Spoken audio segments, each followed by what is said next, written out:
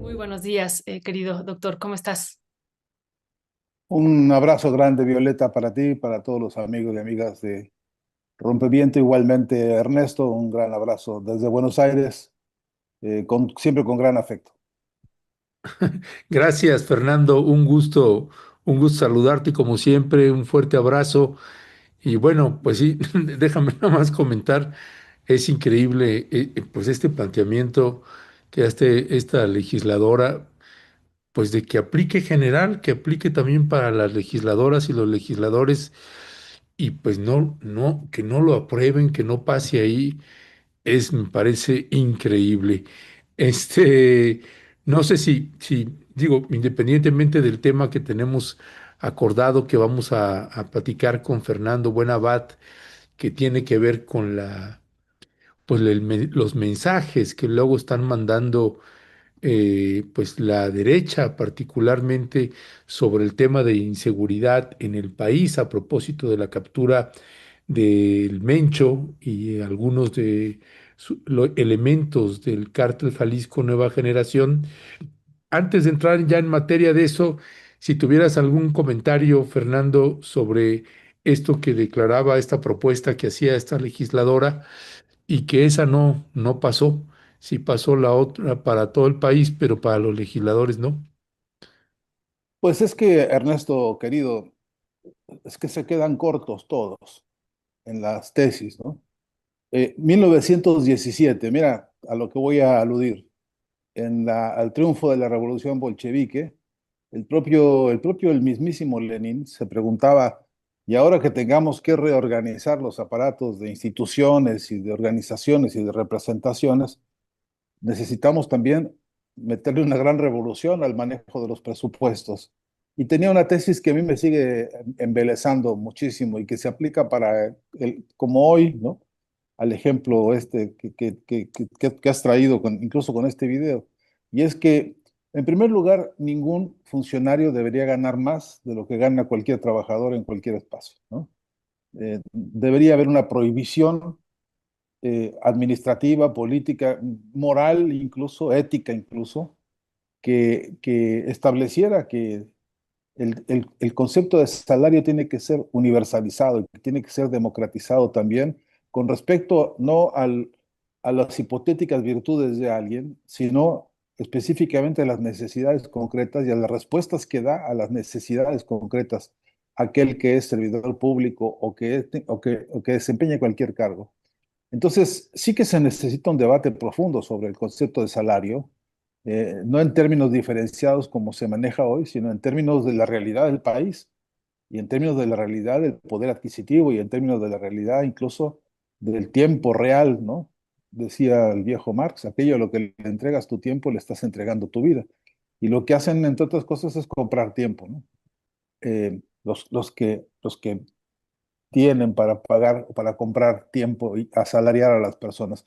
De modo que una primera condición que yo creo que es siempre importante es la ecuación histórica de a cada cual según sus necesidades y de cada cual según sus capacidades, ¿no? Es esta gran premisa teórico-política hoy tiene, frente a este ejemplo que has traído, Ernesto, me parece una validez de nuevo que se reactiva y se revitaliza precisamente para discutir por qué rayos los sueldos que tienen estos señores ¿no? Si ustedes pudieran, si yo tuviera además a mano los datos de la pornografía salarial que se verifica en Argentina hoy, cuando vemos a los senadores y a los diputados, las sumas contrastadas con la realidad de los salarios de los trabajadores, ¿no? Cuando uno ve ese abismo, entiende lo pornográfico que son las cifras y entiende la obscenidad que se perpetra permanentemente con esta manipulación. Son los viejos vicios del burocratismo, son los viejos vicios de lo que anhelaba con tanta fruición este, el bonapartismo, ¿no? Y todos sus séquitos de reformistas, etcétera, siguen siendo los reyes y los virreyes de los salarios. Y con eso también de sus tiempos y de cómo los manejan y cómo se los compran a sí mismos y cómo se los venden a sí mismos y cómo se vuelve esto tráfico de influencias y tráfico de favores. Hasta los excesos que tenemos hoy, como el del señor este que prefiere cambiar su curul por un espacio en la casa de los grandes hermanos, estos famosos mediáticos, ¿no? Eh, Son hermanos de la mafia mediática, Televisa, ¿no? Entonces, el espectáculo es circense, que me perdonen los circos que no tienen culpa de esto, el espectáculo es bochornoso en todo caso, el espectáculo es decadente, inmoral, y que yo entiendo que en la cuarta transformación, en lo que representa el movimiento histórico de los procesos de independencia, de soberanía, de transformación histórica del país con las grandes luchas, pues esto es justamente un faltante brutal a la moral histórica de la lucha del pueblo mexicano. Y por eso sí creo que se necesita un gran debate. Ahora, ¿quién lo va a organizar? No serán ellos, tenlo por seguro. Sí, pues así es, Fernando, como dices, esto es obsceno, ¿no? Estábamos poniendo hace rato los datos, 23 millones de personas en este país ganan menos o hasta un salario mínimo, 315 pesos diarios, y pues 128 senadores ganan 4.390 pesos diarios, solo de sueldo, más todo lo que se llevan ahí de comisiones y de otras cuestiones. Así es que estamos hablando de una situación obscena, y ya nos estás comentando también lo que está transcurriendo en Argentina. Gracias, Fernando. Y si me... Una última línea, si me permites. Adelante, por favor. Ayer mismo creo que la propia presidenta Sheinbaum mostraba unas gráficas con los salarios de los anteriores salarios y de asignaciones presupuestales a la Suprema Corte de Justicia, si mal no me equivoco. Sí. Y ahí mostraba que les pagaban el agua, el gas, el teléfono, la luz, ¿no? Bueno, ni el Chava Flores se le hubiera ocurrido una canción de ahí te dejo estos 2 millones de pesos La Bartola, ¿no? para para que pagues el teléfono y la luz, ¿no? Así se han históricamente manejado estos señores y no logramos meter a la agenda justamente de la discusión política seria eso, ¿no? Transparentar el financiamiento de la política, transparentar al máximo el financiamiento de la política, para que todo el mundo tenga claro quién le está metiendo, quién está robando, incluso con justificaciones legalizadas, que eso es todavía más grotesco. En fin. El micrófono, Ernesto. Pues Fernando, pues entrando en materia también con el otro tema, pues vaya mare magnum que se desató en el país con la captura y el abatimiento del Mencho y todos estos relatos que hemos estado teniendo de los sectores de oposición de la derecha en nuestro país en materia de la inseguridad. Muchos llamamientos, unos celebrando las muertes, los enfrentamientos, otros diciendo pues no que no quería guerra contra los cárteles y ahora resulta que sí hay guerra contra los cárteles. En fin, muchos relatos en ese sentido. ¿Qué decir al respecto? ¿Cuál es tu valoración, Fernando, de lo que estuvimos viviendo con este caso? Pues quizá como siempre conviene al- proponer algún matiz, porque es tan amplio, a mí me excede, desde luego me excede la problemática, me excede en todos sentidos. Estos episodios me exceden, me abruman, me aterrorizan, sí me despiertan mucha penuria, mucho pánico, mucha desconfianza, a veces hasta desazón, ¿no?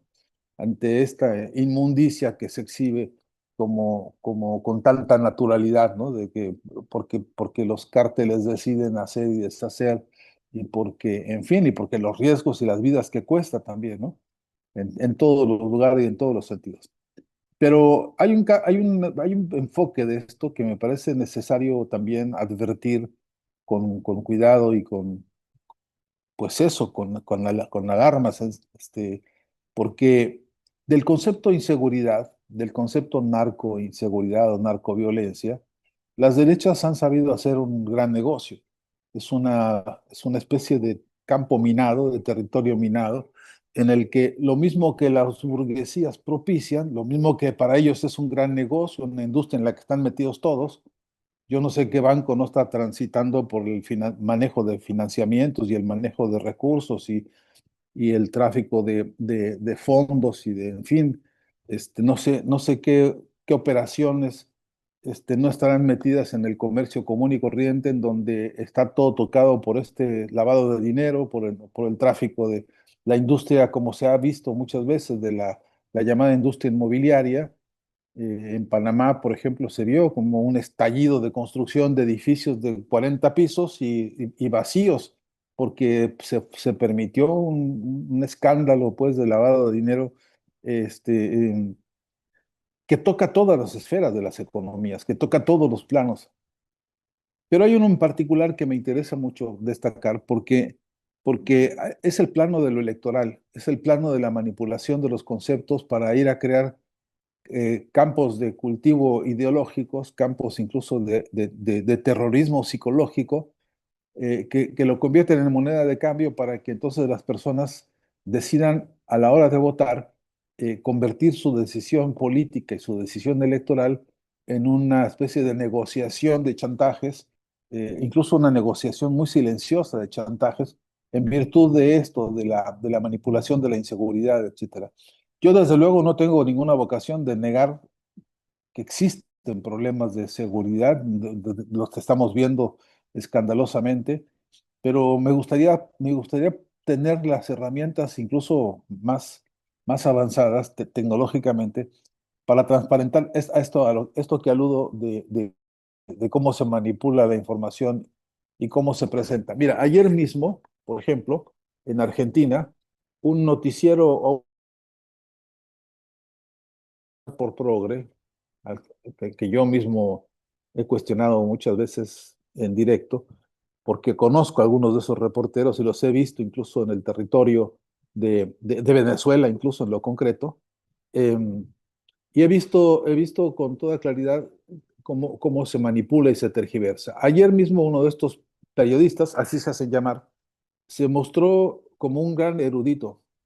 No sé si ustedes han podido detectar alguna vez que, como cierto periodismo que en su vida jamás ha sabido un tema, de la noche a la mañana se vuelven como catedráticos, ¿no? Se vuelven como grandes expertos y grandes evaluadores. Bueno, este es uno de esos. Y entonces hizo un mapa de los carteles en México. Ustedes pudieran podido ver ese mapa, era el horror, porque no había un metro cuadrado del territorio mexicano que no estuviera pintado con el color de un cártel del norte, del sur, del medio, de arriba, de abajo, de los cielos o de los infiernos. Y entonces este señor hizo una especie de lujo de memoria para decirnos los nombres y los apellidos de todas las familias de los carteles y quién se casó con quién y quién le prestó al otro y cómo se negoció esto y cómo se odian todos contra todos. Y nos hizo ver en estos minutos, que no fueron pocos, nos hizo ver un paisaje de México en el que todo está hundido en la putrefacción de la narconoticia o de la narcofilosofía o de la narcoexistencia, ¿no? De un país ahogado en esto. Y yo, cada vez que hablaba este señor, decía, Donald Trump debe estar feliz en su oficina aplaudiéndole como foca a este tipo, porque está repitiendo con gran fidelidad el guión que les mandan desde la Casa Blanca a todos estos, porque apareció uno idéntico en Brasil, y apareció uno idéntico en Colombia, y apareció uno idéntico en Perú, que hacía, haz de cuenta, con el mismo guión, repitiendo esta historia de que México es un país sumergido victimado pues por el narcotráfico y que en todo caso las tesis de Donald Trump de que México es un país gobernado por el narcotráfico, que es un narcogobierno, entonces se verifica de manera así displicente y con este, digamos, con este reduccionismo al solamente el territorio nacional. Pero no estaría tan equivocado, hipotéticamente, si si no fuese porque le faltaron dos o tres datos cruciales. Uno, ni una sola mención a la relación comercial del narcotráfico con Estados Unidos y con Europa y sobre todo con América Latina hoy. Ni una sola palabra. Ni una sola palabra, ni una sola mención sobre el vínculo del narcotráfico de Estados Unidos directamente con Argentina. Se le olvidó a este señor la ciudad de Rosario, que ha sido victimada hace muy poco tiempo por los cárteles que operan desde Brasil y desde Paraguay y desde Uruguay. De manera que yo creo que hay que ser muy cauteloso en la revisión de las formas y de los medios de la información y de cómo la derecha está manipulando este tema de la inseguridad para convencernos a todos de las tesis que están manipulando desde la Casa Blanca.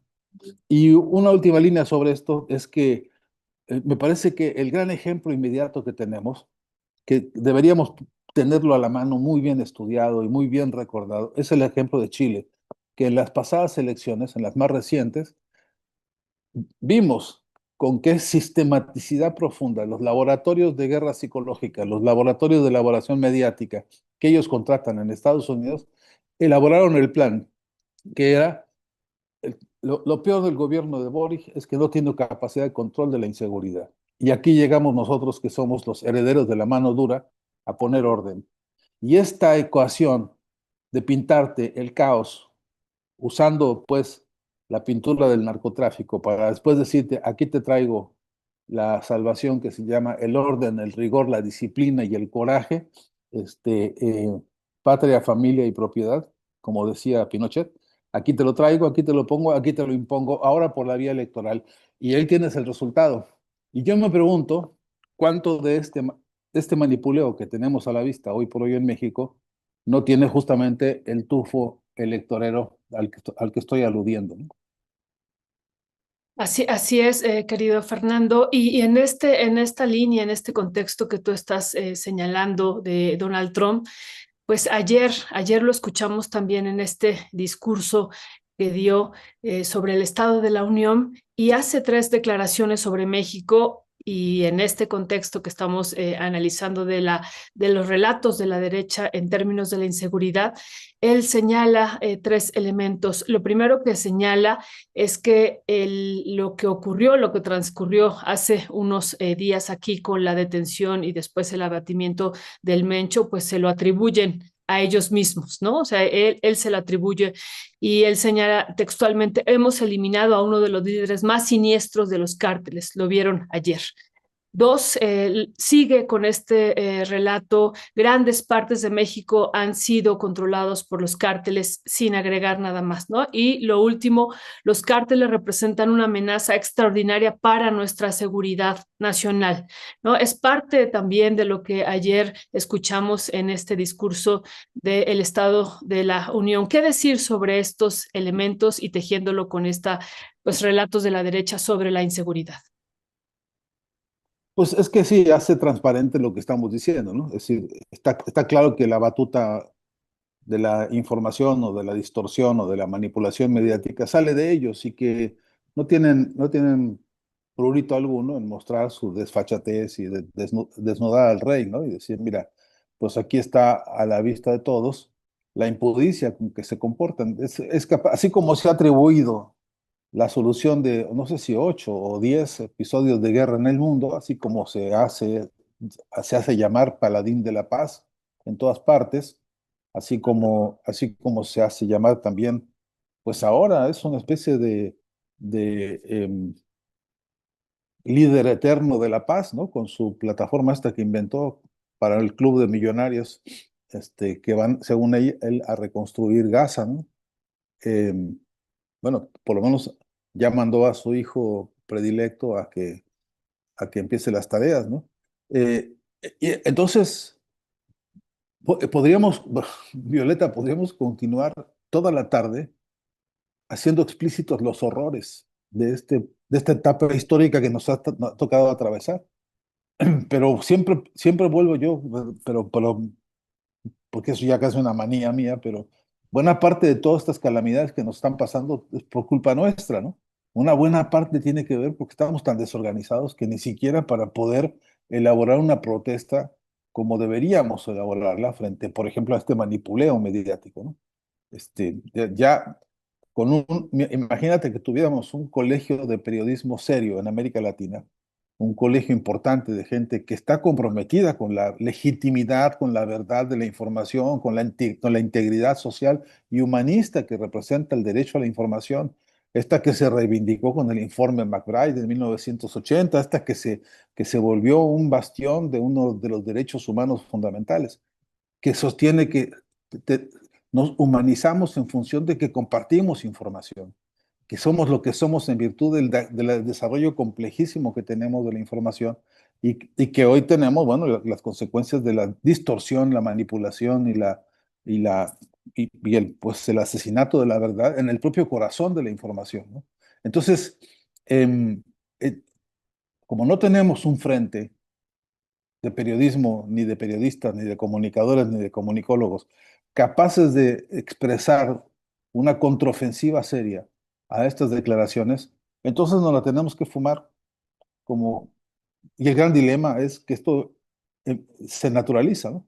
Y es parte del paisaje. Ahora resulta que ya uno hasta tiene el deporte de escuchar, el deporte morboso de escuchar a Trump para ver qué canallada va a inventar nueva, ¿no?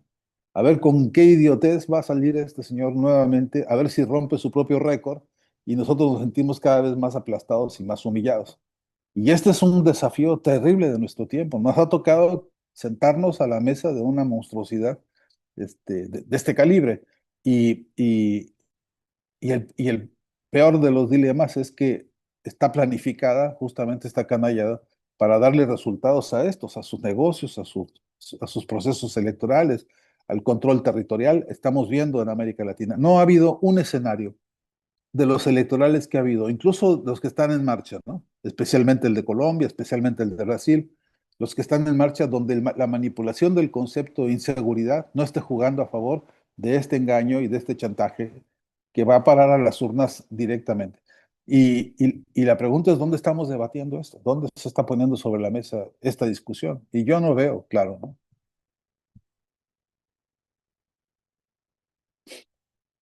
No te escucho El mucho, micrófono. perdón. Perdón, pues vaya que sí es todo un dilema que tenemos y luego viendo cómo se sostiene el genocidio contra el pueblo palestino en la Franja de Gaza, se amplía a Cisjordania, cómo apuntalan hacia Irán. En fin, es un dilema fuerte, importante que tenemos esta forma de poder articularnos o rearticularnos a nivel, no solamente a niveles nacionales, sino también a nivel hasta continental. Muy cierto lo que señalas, Fernando Buenabad, y en referencia a México que sí, que se sigue con con esta sombra, es como un sopilote, como un buitre que nos acecha, eh, que la pregunta es, ¿en qué momento va a decidir este hombre, Donald Trump, invadir nuestro país con operativos terrestres, incursiones terrestres? ¿Qué va a hacer México en ese sentido? Y este operativo que más allá de que, bueno, Trump, ayer veía un video donde está con olímpicos de los Estados Unidos y también le quita una medalla a uno y se lo pone. eh, y bueno, los comentarios que había, pues es que les quitan o premios Nobel o medallas de oro y se quiere quedar con todas las medallas y todos los premios posibles. Pero en México, Fernando Buenabad, con este operativo que se llevó a cabo y que pues fue el ejército mexicano básicamente el que logró esta operación conjuntamente con la Guardia Nacional. Y aquí tocamos el tema de la Guardia Nacional, Fernando, porque es después de cómo en el sexenio de Andrés Manuel López Obrador se fue construyendo esta Guardia Nacional y que finalmente pues vimos el primero, suponemos, de una serie de operaciones en las que ya veremos a la Guardia Nacional teniendo incursiones de otra naturaleza, como la que se llevó a cabo con la captura y el abatimiento del Mencho. Em, ¿Cuál es tu balance en ese sentido, Fernando? ¿Cómo percibes en materia de seguridad y seguridad interior la situación de México? ¿Cómo percibes el gabinete de seguridad? y esta forma que está, en la que está operando también pues ya el gobierno con estos operativos Enjambre que iniciaron con Omar García Harfuch y ahora este operativo contra el Mencho. Pues a mí me parece, Ernesto, que todavía con muchos faltantes, ¿no? Porque decía el viejo Aristóteles, ¿no? Si todos fuéramos amigos, no harían falta ni leyes ni soldados, ¿no? Ni ejércitos. Si de verdad fuéramos amigos, no haría falta nada de eso. Entonces, la razón de los cuerpos de seguridad, tanto militares como policíacos, como incluso de inteligencia, etcétera, la razón es todavía una tarea absolutamente pendiente, porque no hay una explicación clara. Lo voy a decir en otros términos. No hay politización de la existencia de las Fuerzas Armadas. Aparecen como una entidad que pues, tiene que estar ahí porque quién sabe por qué. Lo sabemos claramente que el capitalismo necesita la, la, el control, pues, monopólico de las armas, el monopolio de la violencia, como llaman ellos. Es más, la inspiración de Max Weber, ¿no? Que para algunos es como una especie de dios teórico, ¿no? Que les hace creer que el Estado es lo que es en función de la Fuerza Armada que desarrolla, ¿no? Y después todo lo demás. Bueno, en ese orden de ideas hay un debate pendiente, hay muchas discusiones. Después de cómo se llaman las fuerzas, si se llaman fuerzas marítimas o aéreas o terrestres, la pregunta crucial que creo que tendría que hacerse en esta etapa de México, del México que discute sus transformaciones o su cuarta transformación, es el deslindar con toda profundidad cuál es la filosofía de las Fuerzas Armadas. ¿Al servicio de qué o de quién? En la teoría general es la defensa de su pueblo. Ahora, la verdad es que en la práctica habría que ver, porque los distintos periodos de la historia del México reciente no ha sido así precisamente, más bien ha sido en contra. Y los episodios que tenemos en Ayotzinapa y los episodios que tenemos desde el 68 y todos los episodios que tenemos en Chiapas permanentemente, lo que nos dejan ver es que precisamente no es un ejército popular ni revolucionario, ¿no? Esta discusión la hemos podido ver en algunos líderes latinoamericanos en años recientes, y uno de ellos invariablemente será como referencia la de Hugo Chávez, que discutió a fondo y que propuso a fondo una gran revolución teórica de fondo en las Fuerzas Armadas para poder decir, esta es una alianza popular, político-militar, y que es un pueblo con armas el que está defendiendo al pueblo de las armas, y que en esa definición lo que se hace es entrar a politizarlo.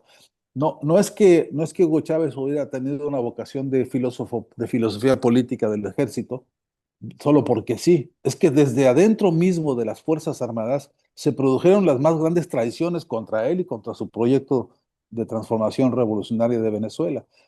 Su compadre del alma, ¿no? Para decir los nombres y apellidos, los más próximos históricamente, los militares históricamente cercanos a él, mostraron una fase de deslealtad y de corrupción que abrió una fisura enorme en la estructura del ejército para preguntarle a través de esa fisura a ese ejército y a todos, desde Simón Bolívar hasta el presente, de dónde están sacando las teorías políticas y filosóficas populares para de verdad servirle a su pueblo. Esta discusión hay que darla, Ernesto, tarde o temprano, porque si no, nos pasa lo que nos pasa con algunos episodios, que operamos sobre el, el rapidismo, dicen algunos, sobre el espontaneísmo o la casuística del momento, de la coyuntura, y no discutimos las cosas que se ven palpables y de fondo, que no se nos,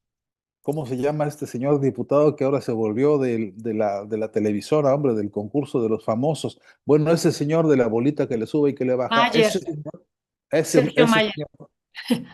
ese señor, pues, de las bolitas esas que se le suben y se le bajan, entiendo que cantaba una canción que decía eso, no me conozco las estrofas en su totalidad, pero en todo caso, mira qué crisol extraordinario de para poder hacer un análisis de fondo del problema, de dónde se sacan estos diputados, quién se los inventa, qué clase de corrotelas, de amigos o de favoritismos permiten que este señor tenga un cargo y un dinero y una figura y un prestigio como representante popular, cuando lo que le interesa es representar a su bolsillo en los brazos de la mafia mediática mexicana. Bueno, pero volviendo al tema, Ernesto, que decía, lo usé solo como un ejemplo tangencial de que a veces las coyunturas se dejan pasar. Yo sí creo que ayer, o el episodio que acaba de protagonizar el ejército mexicano, pone en evidencia que hay ahí un conjunto de ciudadanos mexicanos, de mexicanos vestidos de soldados, que van y ponen el pellejo por la orden de un poder de arriba, de una orden,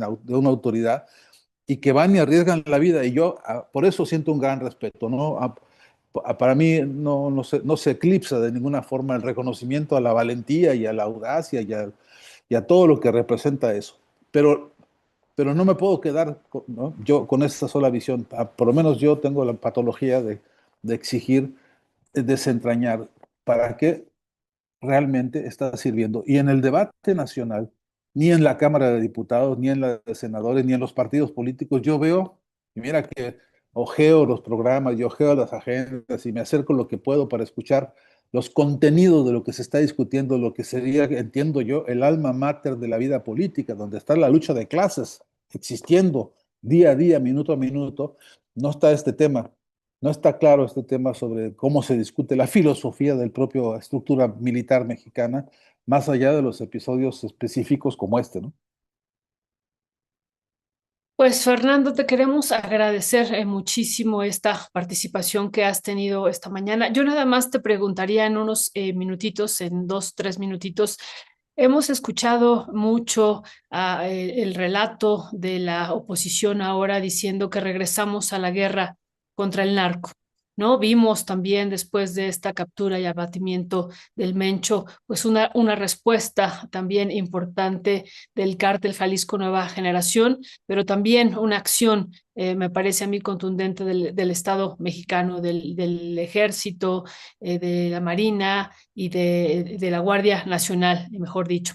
Entonces, ¿cuál sería tu valoración sobre este relato también que se está construyendo?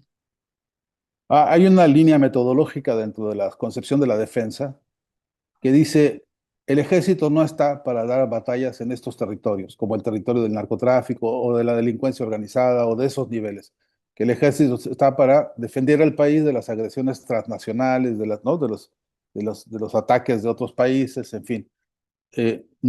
Dice esa línea teórica, no es la única, hay muchas en la concepción de la defensa, que dice eso, que el ejército no está para esas cosas y que, de hecho, fue una de las grandes críticas que se le hicieron a Felipe Calderón, entre otras, ¿no?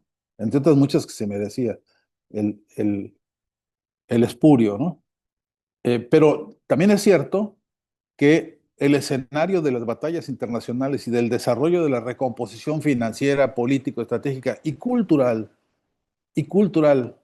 del narco, porque ahora el narco no solamente suenan los balazos, suenan las canciones, suenan los romances, suenan las declaraciones de amor, hay tarjetas del Día de los Novios que están plagadas por el vocabulario narco, o sea, estamos subsumidos también en una guerra cultural a este respecto. Entonces, el papel del ejército sí que es uno que tiene que revisarse. Yo creería que no debería ser así. Yo participaría porcentualmente en la idea de que el ejército no está pues diseñado en esta estructura de aparato burgués capitalista para esas funciones. Eh, pero también reconozco que hoy nadie puede aceptar que el narcotráfico sea una fuerza local, una fuerza de delincuencia y de crimen vernáculo, y que hoy la vinculación es transnacional y que no hay manera alguna de no tener una perspectiva geopolítica del problema del problema del narcotráfico, ¿no? Repito, que es además tráfico de personas, que es además tráfico de armas, que es además tráfico de influencias, que es además tráfico de capitales, o sea, es un paquete bastante más complejo que solamente el de las drogas, ¿no? Entonces, la pregunta es si en la medida en que se complejiza la influencia y la violencia del narcotráfico En esa medida no hay que tener también una transformación radical y modernizadora y ampliadora del papel de las fuerzas de defensa para esto. Y creo que ese es un debate que nos debemos también, ¿no? No sé si las viejas categorías para entender las estructuras de la función de las Fuerzas Armadas en el momento en que se diseñaron tengan vigencia en este momento en el que se ha complejizado tanto las formas del ataque y de la agresión justamente del narco, ¿no? Pero en principio yo llamaría a que hubiera un gran debate o necesario discusión para precisamente redefinir esto donde tiene que redefinirse, que es en la decisión política de los pueblos, ¿no? El micrófono. Y Fernando Buenabat, como siempre, muchísimas gracias. Te mandamos un fuerte y fraterno abrazo y que pues también allá le sea leve con Javier Milei y los otros demonios que tienen que estar enfrentando en Argentina. Así que fuerte abrazo, Fernando, y seguimos al habla. Un abrazo grande para ustedes, Violeta, Ernesto, y para todos los amigos de Rompaviento. Gracias, Fernando. Abrazo fuerte también. Hasta allá, hasta Argentina. Gracias.